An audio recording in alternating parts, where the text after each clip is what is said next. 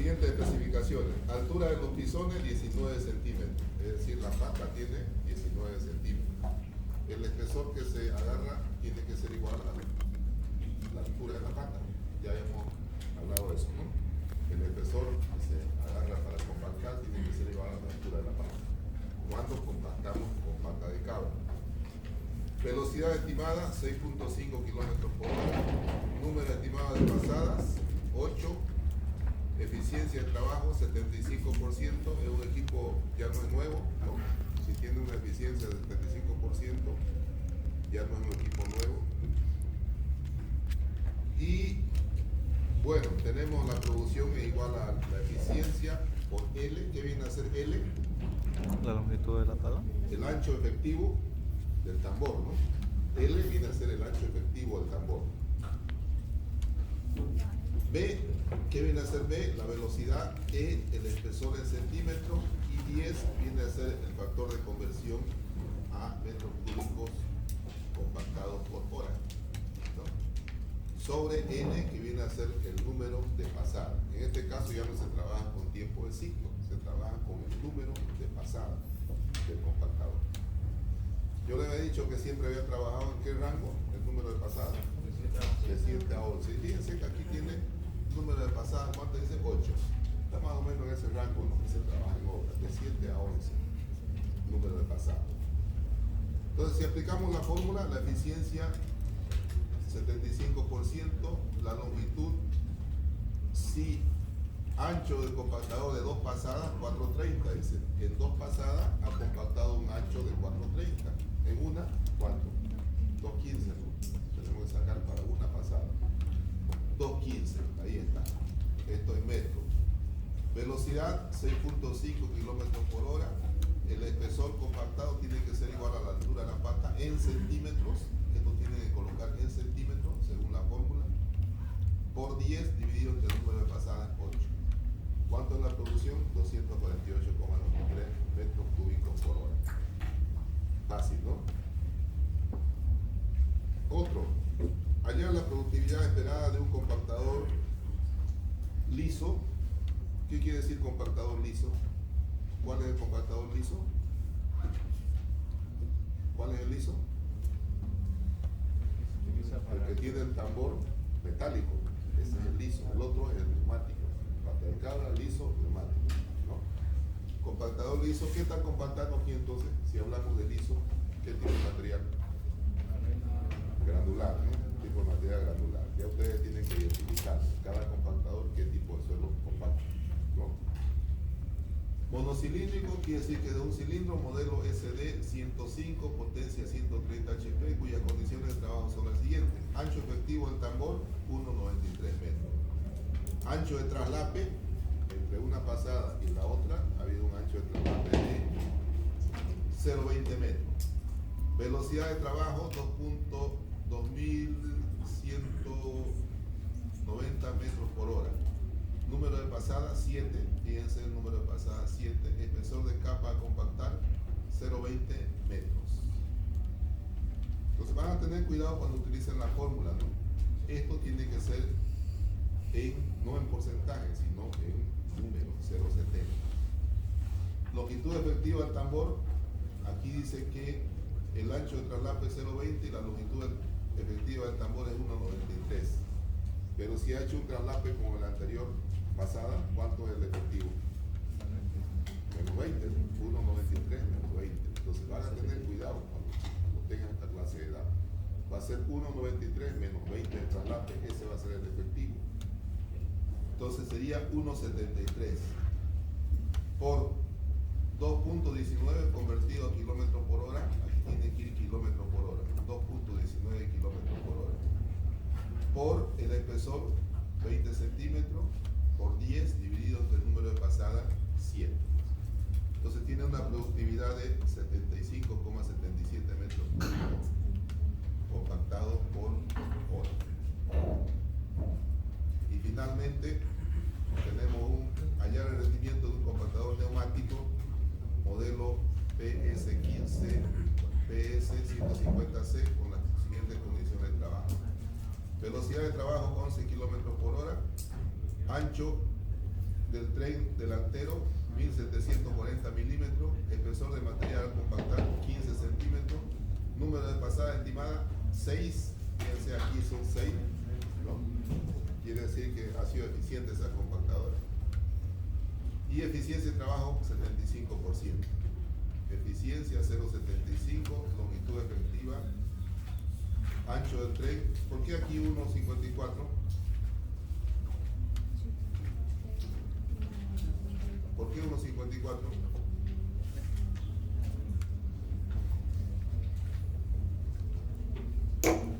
Si hablamos de compactador liso o de compactador neumático, siempre van a poner 0,20 de traslape entre una y otra, ¿ya? 0,20, solamente el pata de cabra no se pone. En el liso o en el compactador neumático pongan 0,20 de traslape. Entonces si le dan al ancho efectivo del tambor, le van a descontar el 0,20. ¿Está bien? Entonces 1,54 por, ¿cuánto es la velocidad? 11 kilómetros por hora, por el espesor que es 15 centímetros, por 10 dividido entre 6, 317,62 metros cúbicos compactados por hora. Fácil, ¿no? ¿Quedó claro? ¿Sí? Ya, esto se lo paso también a la plataforma.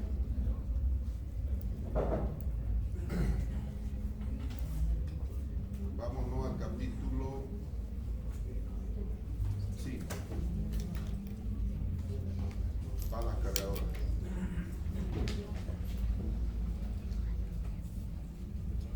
¿Han visto este equipo ustedes en obra o no? ¿Sí? ¿Qué es una pala cargadora entonces? ¿Cómo la definirían ustedes la pala cargadora? Pala cargadora. ¿Será un equipo principal o un equipo complementario? ¿Principal o complementario?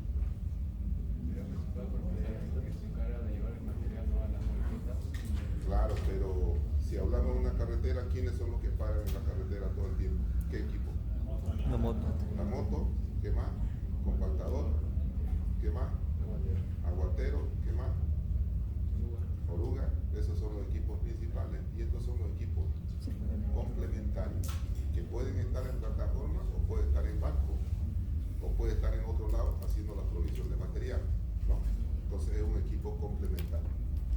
No se necesita un buen chofer para esto, no se necesita. El buen chofer se necesita para la moto niveladora, le he dicho, ¿no? La moto niveladora, ahí sí tenemos que seleccionar un buen chofer.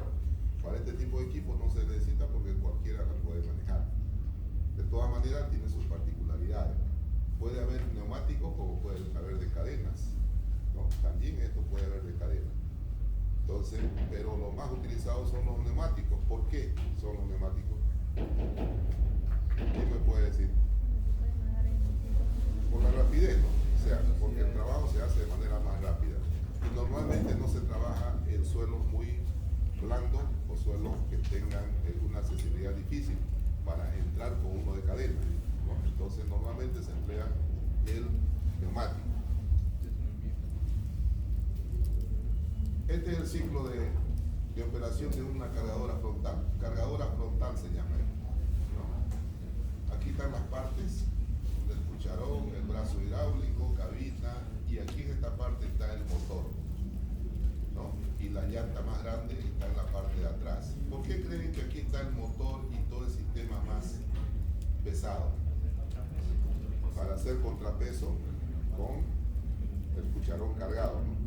De repente el cucharón cargado hace esto y lo voltea. Por eso es que el mayor contrapeso han puesto acá, atrás, para que no haya una desestabilización cuando el cucharón esté cargado, ¿no?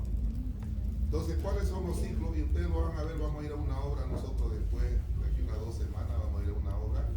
Este es el ciclo de la pala. Carga, repro, banco, ¿no? A seguir cargando otro material. Del banco, nuevamente para adelante, hace este giro y se viene a cargar. ¿Cuántas direcciones hace entonces en total? ¿Cuánto recorrido hace total para hacer la operación completa de cargado? Vuelvo a reiterar, el cargado viene, hace esto para atrás y se viene al banco. Del banco hace esto nuevamente para acá y nuevamente se viene a cargar. ¿Cuántas maniobras son? 4 maniobras. Y ustedes lo van a ver en la hora cuando vayamos y se van a poner a apreciar el trabajo de la pala cargadora. Hace 4 maniobras, siempre 4 maniobras. Y la otra ya es ir del lugar del banco hasta donde está la volqueta, ¿no? O sea, puede haber 8 metros, 5 metros, 12 metros. Entonces ese es el tiempo variable. Y el tiempo fijo es el tiempo de todas estas 4 maniobras.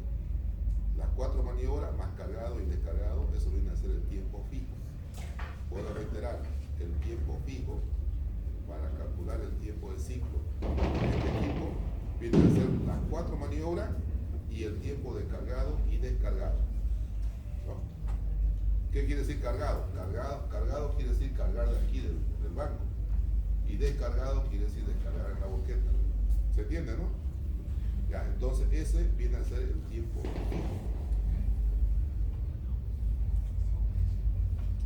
Tiempo de ciclo de carga, maniobra con 4 cambios de dirección. Ahí está.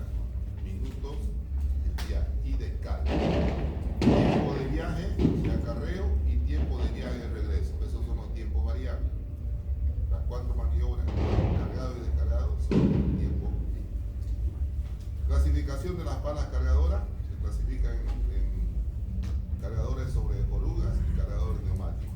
Cargadores sobre orugas lo vamos a dejar un poquito porque esto casi no se utiliza y nos vamos a dedicar más a los cargadores neumáticos. Cargadores sobre neumáticos son los más utilizados en trabajos de construcción de terraplene debido al factor velocidad, que es lo que habíamos hablado hace rato.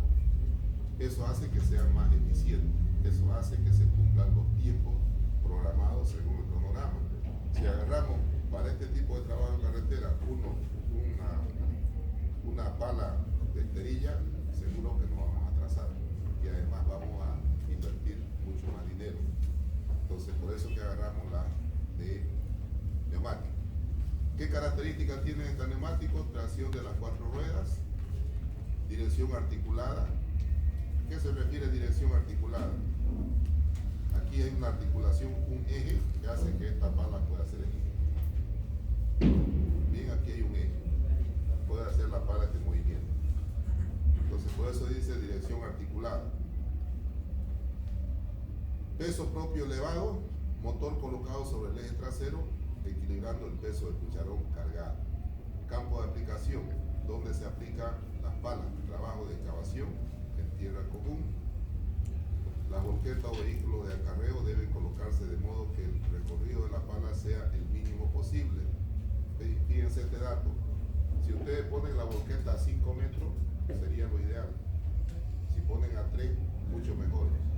Pero la distancia de la pala a la volqueta máximo colóquenla en 5 metros, que ahí va a ser la eficiencia mayor, el mayor rendimiento. Si ustedes la ponen a 8, ya va a haber más tiempo, ¿no?, de acarreo y de retorno. Y si lo ponen mucho a 2 o 3 metros, va a ser incómodo para hacer el trabajo. Entonces lo ideal es poner hasta 5 metros, 5 metros, colocar el volquete y ahí por hacer la operación de cargado y descargado. Ya, eso pónganlo como un concepto general. Elevación de los materiales de un sitio a otro, especialmente para el transporte de materiales de construcción. Puede llevar material en su cucharón, puede llevar a cualquier lado transportando material. También se utilizan edificaciones, ¿no?, para transportar ladrillos, por ejemplo, o agregados de un lugar a otro. Se utiliza. Trabajo de excavación, relleno de zanja, etcétera, etcétera. Es decir, tiene muchas aplicaciones. Clasificación SAE. ¿Qué es SAE? Es una sociedad de ingenieros americanos donde se hace el control de este tipo de equipo. Por ejemplo, Caterpillar hace su control basado en las normas emitidas por esta organización, SAE, Sociedad de Ingenieros Automotrices de Estados Unidos, ¿no? Entonces, ¿qué especifican ellos? ¿Qué normas? Carga límite estático, dice.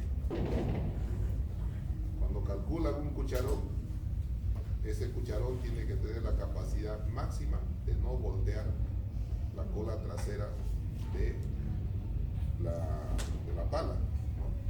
O sea, calculan toda esta estructura aquí porque se genera un momento, ¿no? No sé si lo podemos representar esto.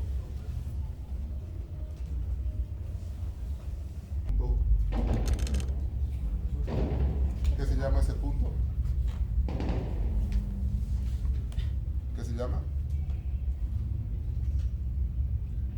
Cuando yo saco la representación de todo un cuerpo, su punto de equilibrio, ¿qué se llama? Centro de gravedad. Entonces aquí hay un centro de gravedad que se calcula. Y si calculamos la tolva de la pala, hay que hacer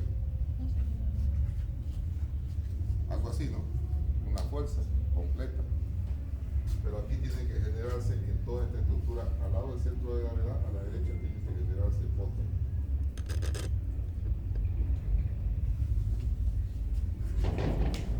¿Qué tiene que ocurrir?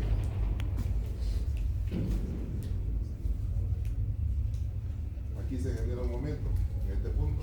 No. ¿Qué tiene que ocurrir? Si decimos D1, decimos D2, P2 por D2 tiene que ser mayor a P1 por D1.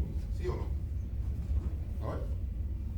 El momento estabilizador tiene que ser mayor al momento volcador. ¿Sí o no?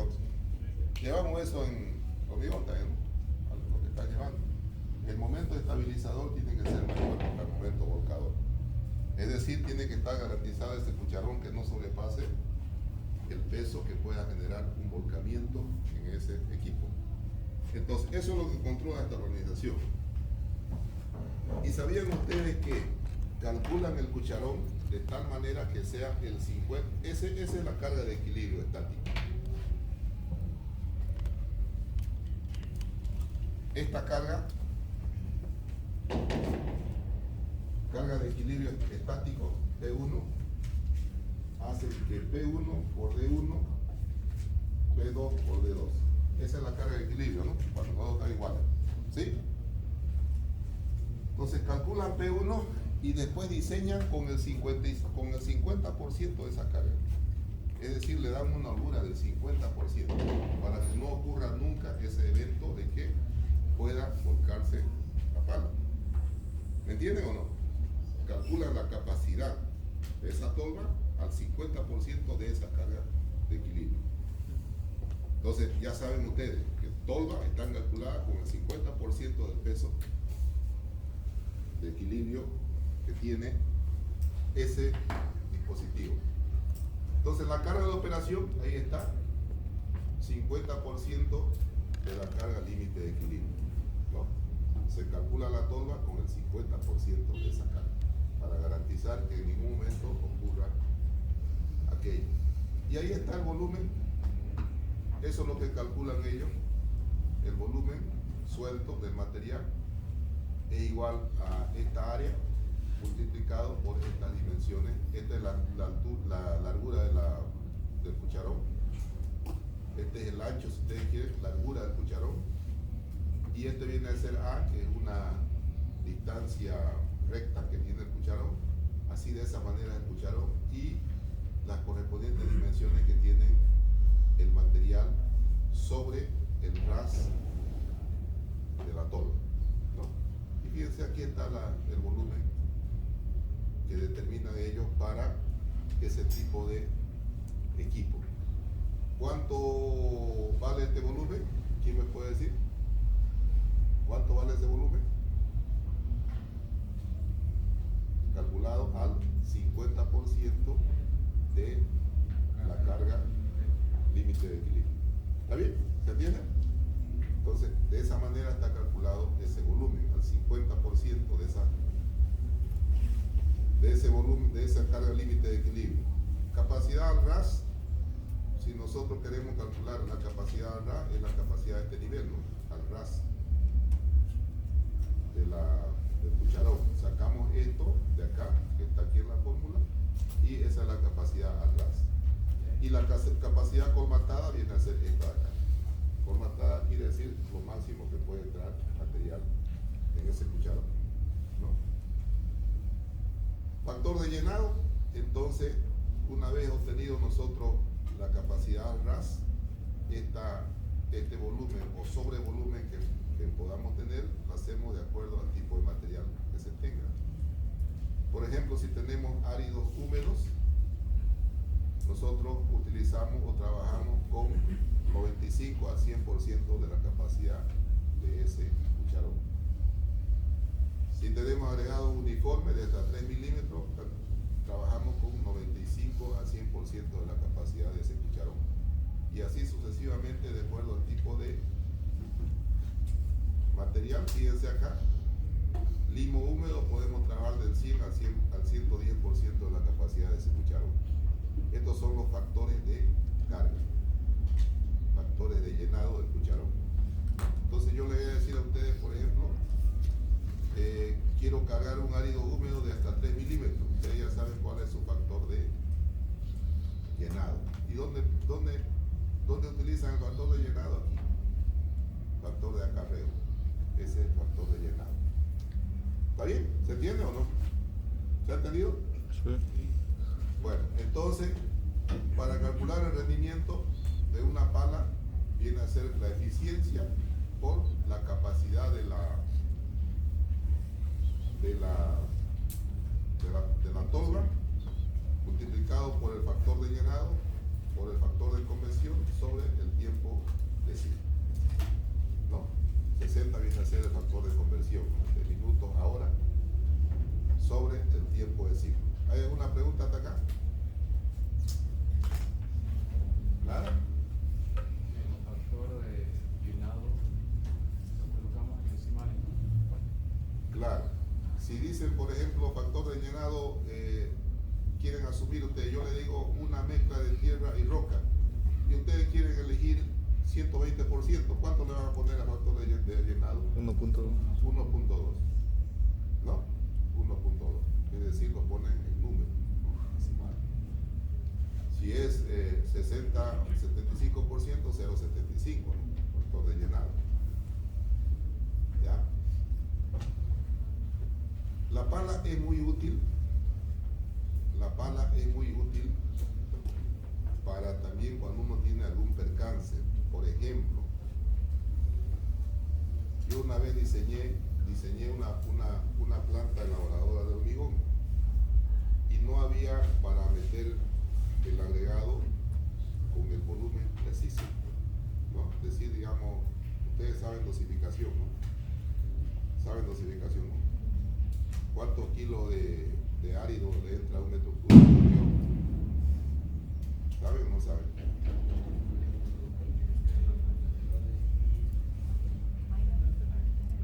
¿Cuántos kilos de agregado grueso a un metro cúbico de hormigón?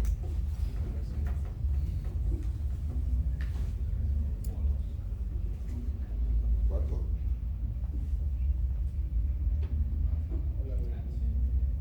A ver, un número por ahí, alegre, empecé. ¿Cuánto? 500 de tela. 1200, por ahí. Agregado fino, ¿cuánto? 600, 700. Cemento, ¿cuánto? 350. Agua, ¿cuánto?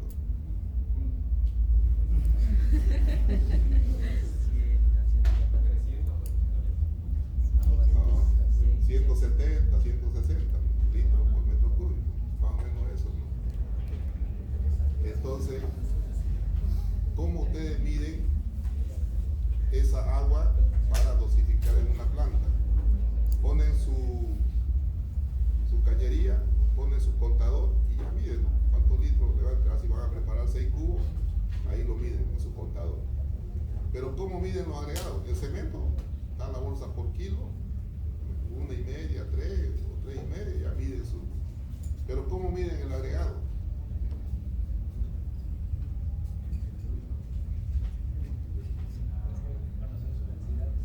Su peso unitario, ¿no? sabiendo el peso, conozco el volumen. Pero ¿cómo lo llevo a la obra? Con una pala, cargar el volumen.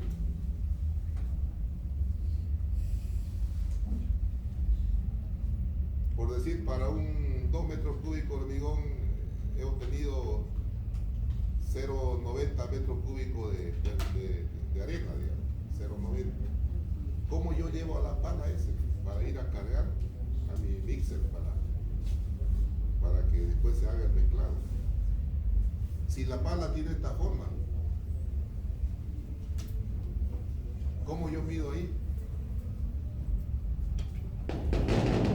0,90 metros cúbicos, digamos, un dato. 0,90 metros cúbicos yo quiero medir acá.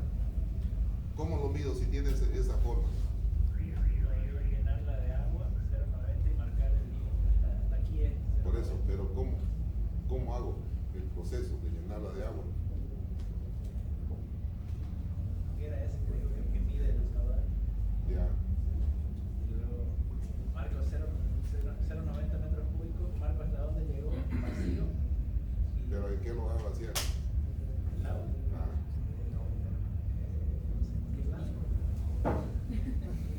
Tiene la idea. Esas cosas uno se lo topa en obra. Y uno tiene que darle solución como ingeniero. Entonces digo yo, tenía un turril, es una figura geométrica conocida. Pongo agua ahí, 0,90, y mido la altura, sé el diámetro, y bueno, calculo hasta 0,90. Y después esa agua la vacío en la tolva, y de ahí pongo mi nivel con pintura. Este es el nivel para tantos metros cúbicos. Y después repito la acción y voy llenando con la pala para hacer mi dosificación, ¿no? ¿Sí? Eso me tocó hacer a mí en una obra, cuando diseñé yo una planta de hormigón casera, digamos, ¿no? O sea, inventada por mí nomás, pero los desafíos son esos, digamos. Por eso que a veces uno, ¿para qué las matemáticas? Para eso, las matemáticas son, en su momento, son el sustento del conocimiento, ¿no? Entonces, fíjense lo que uno puede hacer en obra, digamos, pero uno como ingeniero no puede decir, ¿saben qué? Mándenme una pala cargadora que tenga esta forma. No puede decir, porque las palas tienen esa forma y listo. ¿Ya? Entonces es muy importante que ustedes sepan manejarse también en obras con criterio, ¿no?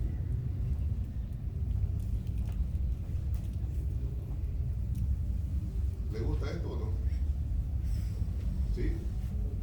Cálculo del tiempo de ciclo aplicando el método Caterpillar.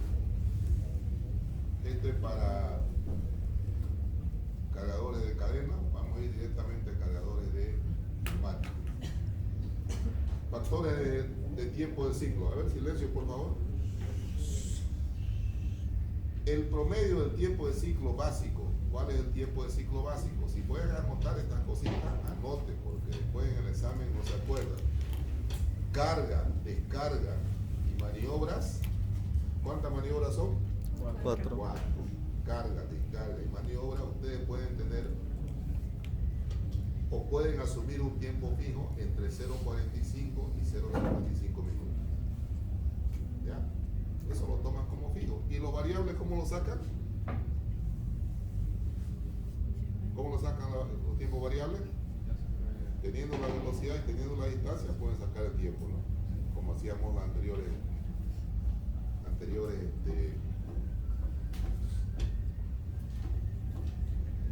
y estos son unas tablitas que ustedes pueden sumar o restar según el tipo de material que trasladen. Por ejemplo, al tiempo del ciclo pueden restarle, por ejemplo, 0,05 minutos al manipular materiales. ¿Por qué le podemos restar 0,05 minutos al manipular materiales? Por la pérdida. Por la pérdida de tiempo que hay, ¿no? O sea, ustedes trasladen, por ejemplo, unos tablones en palas, se hacen costosos, se hace difícil, ¿no? Entonces, en ese caso, si trasladan ese tipo de material, pueden descontarle el tiempo de ciclo esos valores. Yo no le voy a exigir eso. En el examen, el tiempo de ciclo lo van a sacar directamente con el tiempo fijo y el tiempo variable, ¿ya? Pero esta tablita muestra eso. En determinado trabajo podemos sumar o podemos restar al tiempo de ciclo según el tipo de trabajo que esté haciendo la persona. ¿Está bien?